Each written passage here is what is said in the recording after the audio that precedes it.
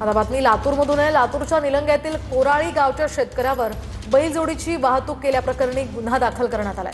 साळेगावातनं बैलजोडी खरेदी करून आपल्या गावाकडे येत असताना गोरक्षकांनी हे बैल कत्तलीसाठी जात असल्याचा संशय व्यक्त केला आणि पोलिसांच्या स्वाधीन त्यांना केलं। पोलिसांनी घाईत शेतकरी आणि टेम्पो चालकावर गुन्हा दाखल केला।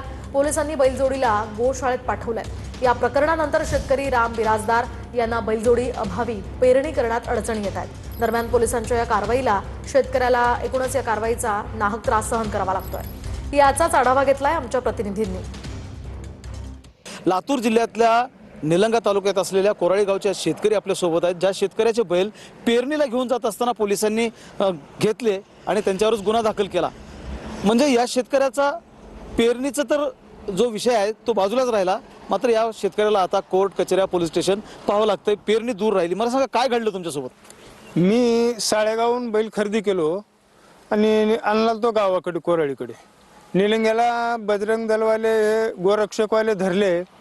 पुन्हा नंतर गाडी मी शेतकरी आहो दाखले दावलो सगळे केलो तरी नाही ते पोलिस येऊ दे म्हटले। पोलिस आले तरी पोलिस मला एक हे केले, चला तुमच्या बैलाला काहीच होऊ शकत नाही, तुम्ही चला ठाण्यात, तुमचे बैल लगेच सुटताव आणि ते गाडीवर दाखल करायचं आम्हाला गुन्हा असं म्हणून मला ठाण्यात आणले।